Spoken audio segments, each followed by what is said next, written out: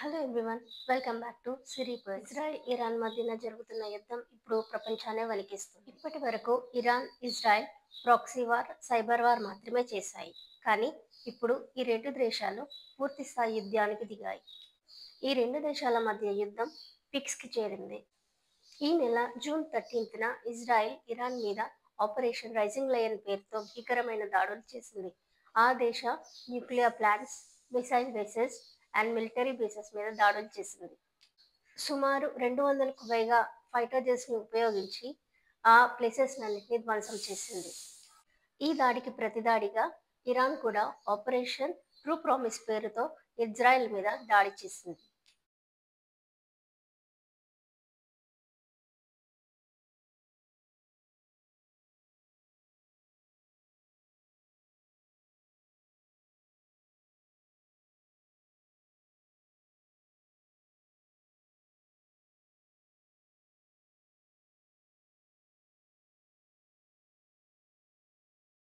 ఇప్పటికీ వారం రోజులుగా ఇద్దరు దేశాల మధ్య యుద్ధం పెరుగుతూనే ఉంది. ఈ యుద్ధం వల్ల రెండు దేశాలు కూడా తీవ్రంగా నష్టపోతున్నాయి. యుద్ధం మొదలైన మొదటి రోజే ఇజ్రాయిల్ ఇరాన్ మిలిటరీ జనరల్ ని చంపేసింది. ఆయన పేరు అలీ రషీద్.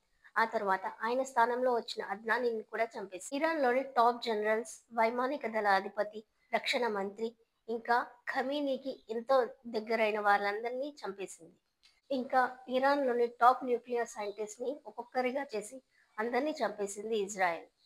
ఇజ్రాయెల్ దాడి వల్ల ఇరాన్లో ఇప్పటివరకు 254 మంది పౌరులు చనిపోయారని అధికారికంగా వెల్లడించారు.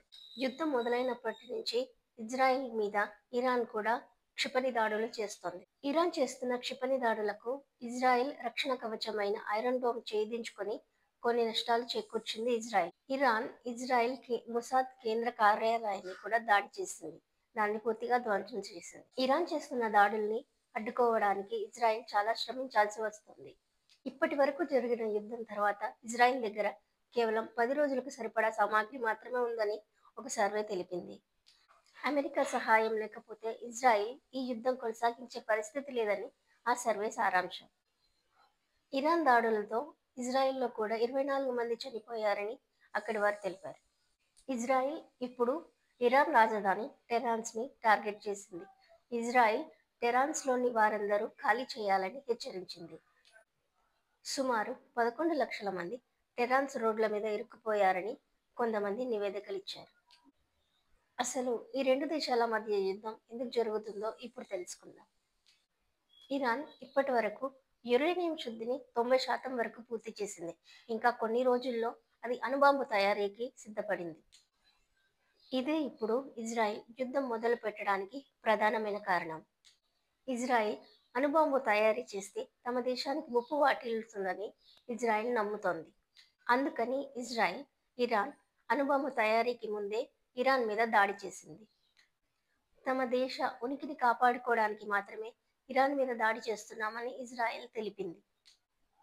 అందుకని ఇరాన్లోని న్యూక్లియర్ బేసెస్ మీద దాడి చేస్తూ న్యూక్లియర్ సైంటిస్ట్ని చంపేస్తుంది. ఇరాన్ సుప్రీం లీడర్ లొంగిపోవాలని, న్యూక్లియర్ వెపన్స్ తయారీని విరమించుకోవాలని అమెరికా ఇప్పటికే చాలాసార్లు హెచ్చరించింది. కానీ ఇరాన్ ఇప్పుడు ఎన్పిటి ట్రీటీ నుండి వైదొలిగింది. ఎన్పిటి అంటే న్యూక్లియర్ నాన్ ప్రొలిఫరేషన్ ట్రీటీ. ఇది న్యూక్లియర్ బాంబ్స్ తయారు చేయడాన్ని రిస్ట్రిక్ట్ చేస్తుంది. ఇప్పుడున్న దేశాలు తప్ప మిగతా దేశాలు ఈ న్యూక్లియర్ బాంబ్స్ తయారు చేయకూడదని ఈ ట్రీటీ ఉంటుంది.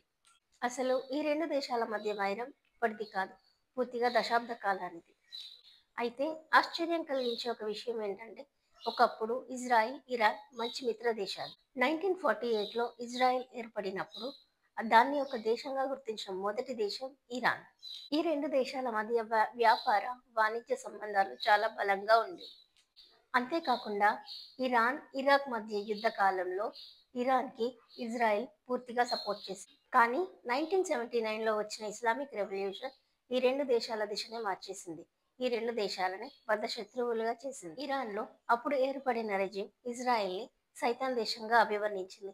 అప్పటి నుంచి ఈ రెండు దేశాల మధ్య వైరం మొదలైంది. ఇది ఇప్పట్లో యుద్ధంగా మారింది. పాలస్తీనా పైన ఇజ్రాయెల్ దాడి ఇరాన్ వ్యతిరేకిస్తుంది. వారి కంట్రీస్ మీద వెస్ట్రన్ కల్చర్ని కూడా ఇరాన్ వ్యతిరేకిస్తుంది.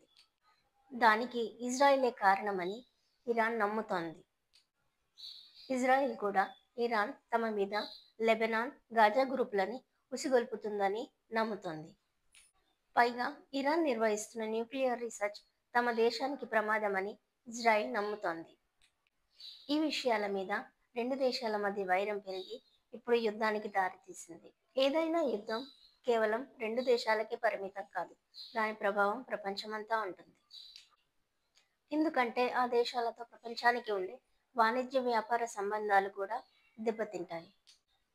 ఇప్పుడు ఇజ్రాయెల్ ఇరాన్ యుద్ధం వల్ల కూడా ప్రపంచ దేశాలు, మన భారత్తో సహా అన్ని దేశాల మీద ప్రభావం పడుతుంది. ప్రధానంగా ఆయిల్ రేట్స్ చాలా పెరిగిపోతాయి. దాని ప్రభావం ఇప్పటికే ఆరంభమైంది. చమురు ధరలు దాదాపు 10% పెరిగాయి. ఇండియా, ముఖ్యంగా సౌదీ అరేబియా, యుఏఈ, ఇరాక్ నుంచి ఆయిల్ని ఇంపోర్ట్ చేసుకుంటుంది. కాకపోతే హార్మోజ్ జలసంధి ద్వారా ఆయా దేశాల నుంచి మనకి ఆయిల్ ఇంపోర్ట్ అవుతుంది. ఇప్పుడు దీన్ని మూసేస్తామని ఇరాన్ హెచ్చరిస్తోంది. ప్రపంచవ్యాప్తంగా 20% ఆఫ్ ఎక్స్పోర్ట్ అండ్ ఇంపోర్ట్ ఈ హార్మోజ్ జలసంధి ద్వారానే జరుగుతుంది. సో ఇప్పుడు దీన్ని మూసేస్తే ప్రపంచం మీద, ముఖ్యంగా మన ఇండియా మీద చాలా భారం పడుతుంది. ఇదే జరిగితే ఆయిల్ ధర $120 నుంచి $130కి పెరిగే ప్రమాదం ఉంది. ఇరాన్లో ప్రతిరోజు 3.3 మిలియన్ బ్యారెల్స్ ఆయిల్ ప్రొడ్యూస్ అవుతుంది. అందులో 1.5 మిలియన్ బ్యారెల్ల ఆయిల్ని ఇరాన్ ఎక్స్పోర్ట్ చేస్తుంది. ఇరాన్ మీద ఆధారపడ్డ దేశాలన్నీ ఇప్పుడు ప్రమాదంలో పడతాయి. ఇప్పుడు ఈ జలసంధి మూసివేయడం వల్ల భారత్ తన ఎక్స్పోర్ట్స్ని వేరే మార్గాల్లో తరలించాల్సి ఉంటుంది. దానివల్ల ఎక్స్పెండిచర్ చాలా ఎక్కువైపోతుంది. ఇప్పుడు మన దగ్గర ఎక్స్పోర్ట్స్ అండ్ ఇంపోర్ట్ ఖర్చులు 40 నుంచి 50% పెరిగే ఛాన్సెస్ ఉన్నాయి. అంతేకాకుండా ఇరాన్ ఇజ్రాయెల్ మధ్య యుద్ధంతో మన ఏవియేషన్ మీద కూడా భారం పడుతుంది. ఇరాన్ ఇజ్రాయెల్ ఘర్షణ వల్ల ఎయిర్ ఇండియా ఒక్క సంస్థే దాదాపు 20 పైగా విమానాలని దారిమళ్లించింది. కొన్ని దేశాలు వారి ఎయిర్ స్పేస్ని మూసివేయడం వల్ల ఖర్చులు పెరుగుతాయి. దాని ద్వారా విమాన టికెట్ ధరలు పెంచే అవకాశం ఉంది. ఈ యుద్ధం వల్ల బంగారం ధరలు కూడా భారీగా పెరుగుతాయని అంచనా ఉంది. ఇజ్రాయెల్ ఇరాన్ ఇప్పుడు యుద్ధం ఆపకపోతే ప్రపంచం మొత్తం భారీ నష్టాన్ని చవిచూడాల్సి వస్తుంది.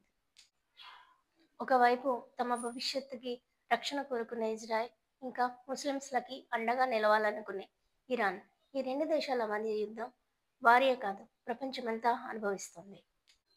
ఇప్పటికే ఈ రెండు దేశాల మధ్య సామాన్య ప్రజలు నష్టపోయారు. భారీ ఆర్థిక విధ్వంసం జరిగింది. ఈ యుద్ధం తొందరలోనే ముగించాలని మనం కోరుకుందాం. ఇలాంటి మరెన్నో వీడియోస్ కోసం please subscribe to my channel Siri pearls. Bye everyone.